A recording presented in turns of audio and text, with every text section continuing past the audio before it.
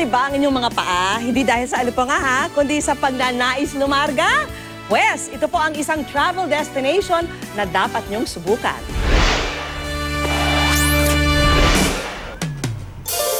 Maganda ang pasok ng bagong taon kung ganito kaganda ang mga tanawing sasalubong sa inyo. Kaya, ang first trip ko ngayon 2017, ang pagdiskubre sa mga pasyalan sa Maragondon, Cavite. 2 oras by land mula Quezon City, mararating na ang pinakamalaking bayan sa Cavite, ang Maragondon. Sa bayang ito kung saan pangangawayan at pangingisda ang ikinabubuhay ng mga tao, matatagpuan ang makapigil hiningang tanawin na perfect sa mga gustong magmuni-muni sa simula ng taon. Naku, syempre, pagbukas ng taon ang mga iba sa atin gusto natin yung parang bang one with nature, moment sa sarili, me, myself, and I. At naku, nakita niyo po yan, yun ang Pantihan Falls, doon tayo pupunta. 500 pesos ang guide fee para makapag-tour sa waterfalls ng Maragondon. Pero kung gusto nyong makatipid, pwede rin naman tong diskartehan. Kuya, pupunta po kasi ako ng Pantihan Falls po. Okay. Taga dito po ba kayo? Opo. Pwede po bang, kayo po ba ipapunta ko kayo ng Pantihan Falls? Opo, pwede rin po. Samahan ko lang kayo. O sige, samahan ko po kayo. Samahan niyo po ako, ha? Ay, naku po, salamat naman. Saan po kayo nagje-gym? Ganon. O, mag-enroll po sana ako. Paborito raw puntahan ng mga hiker ang Pantihan Falls. Ito kasi ang side trip nila bago umakyat sa dinarayong Maragondon Mountain Range. Kuya, wait! Oh, nasaan ka na? Madulas. Pero para sa wala namang planong umakyat ng bundok tulad ko, worth it pa rin puntahan ang falls, lalo na't kere naman ang trail papunta dito. Guys, naririnig na yung falls dito. Ito ngayon Is yung it madulas true na or part. false? Let's find out. Ay, mag-reduce ka muna bago ka bumaba. Pambihira tong guide ko. Yan. Matapos ang 20 minutes na trekking, dito na. Wow! Wow! Akala mo lang sa malayo, ang liit. Pero pagdating mo dito, sir, gaano po kalalim ito? May part kasi dyan na halos lampas kawayan. Pero guys, pag po nakita niyo ito ng malapitan, yung alam mo yung sa mga landscape sa garden, para siyang sinadya, para siyang man-made. Kauulan lang kaya malabo ang tubig. Pero tuwing tag-init daw, ginhawa sa mga residente rito ang magtampisaw at mag-cliff jumping. Lalo't walang entrance fee ang falls. Pero bakit po ang Maragondon, ang tawag sa kanya ay Maragondon? Ang Maragondon nagmula sa pangalang Madagundong. Ang ibig sabihin is maugong. Dahil sa pamamagitan na rin ng mga ilog na nakapaligid sa bayan. Pero madagundong man ang tubig, effective itong pampakalma sa magulong isip. Kaya magme-meditate muna ako.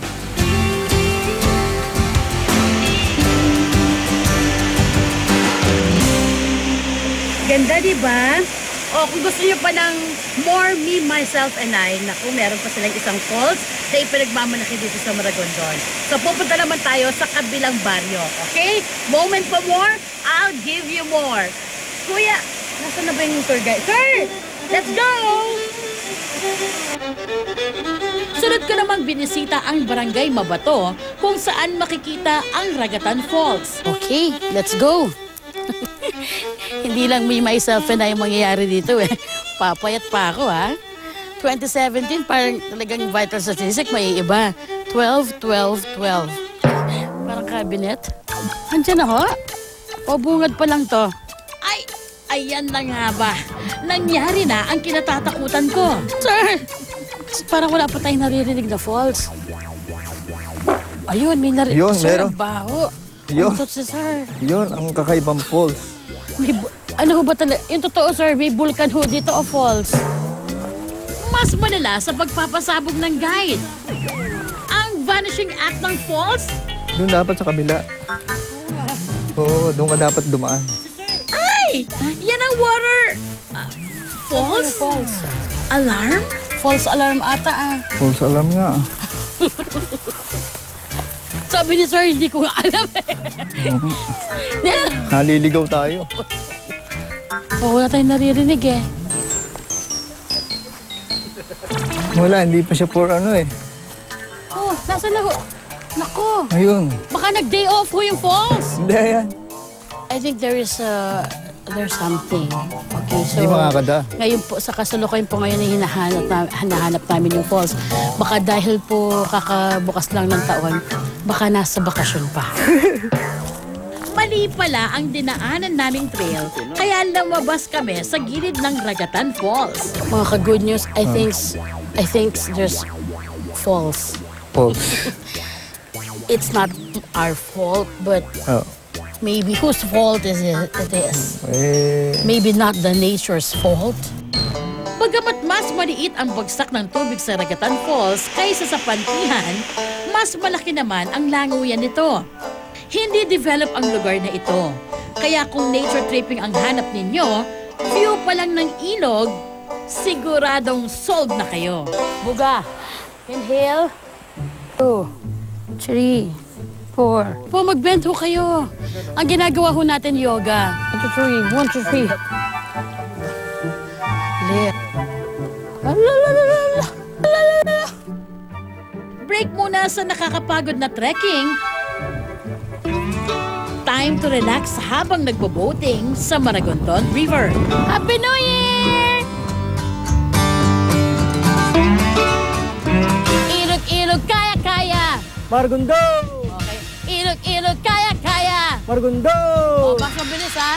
Ilog-ilog, kaya-kaya. Maragondon! Malalubok River sa Bohol ang vibe ng lugar dahil napagigitnaan ng ilog ng mayayabong na puno.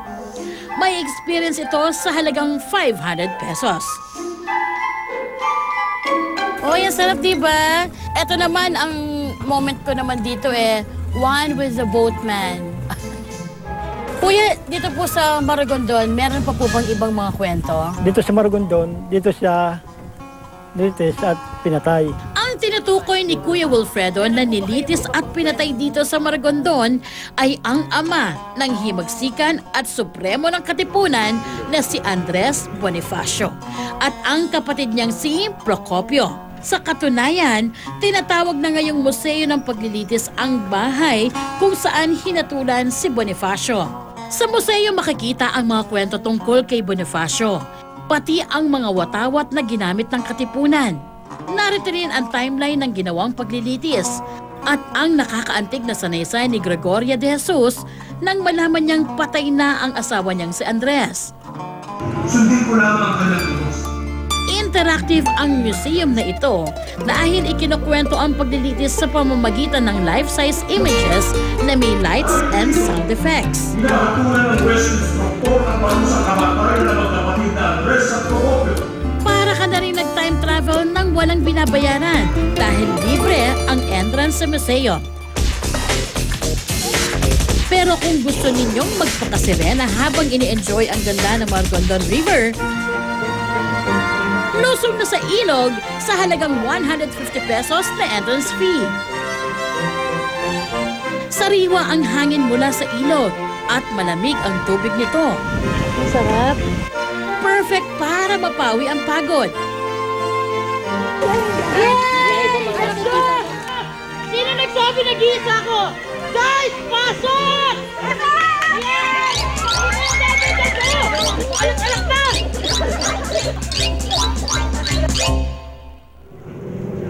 Pero di mo lang may pagmamayabang na narating mo na ang Maragondon kung hindi mo natikman ang version nila ng adobo, ang sapatis. Hindi ito maitim katulad ng pangkaraniwang adobo dahil imbis na toyo, patis ang ginamit dito. Para gawin ito, pinagsama-sama sa kawali ang karne ng baboy, patis, suka, kaunting tubig, sibuyas, bawang at paminta. Iniluto ito sa katamtamang apoy for 30 minutes.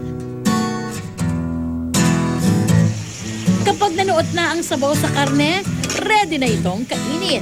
Okay, pagkatapos ng solo journey ko sa mga falls, at saka after ng mga boat ride, and ganyan, saka buong pamamasyal sa Maragondon, of course, I think I deserve this. Compare mo dun sa adobo na niluluto natin sa mga bahay, eto wala akong nakikitang laurel, wala din si Diosdado Macapagal. Hindi ko malasahan yung toyo. Kaya nga, dahil ang nilagay talaga nila, patis. So nag-aagaw yung maalat at saka maasim. Masarap siya, ha? Pero guys, lasang adobo pa rin. Kumbaga, minus lang talaga yung toyo. Pero yung pagiging adobo nitong sa patis na to, adobo. Masarap isabay sa paghayahay ang kanilang native delicacy, ang cassava leche. Ito ay leche flan na iniluto sa ibabaw ng cassava. Karaniwan itong mabibili sa palengke ng Maragondon ng 5 piso per slice. Winner! The cassava is good. Ang sarap ng cassava. Yung flan, leche.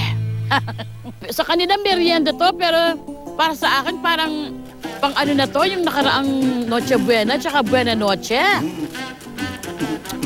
Parang ito yung nahanda sa mga fiesta, sa Pasko. Pero sa kanila, merienda pa lang. Masarap.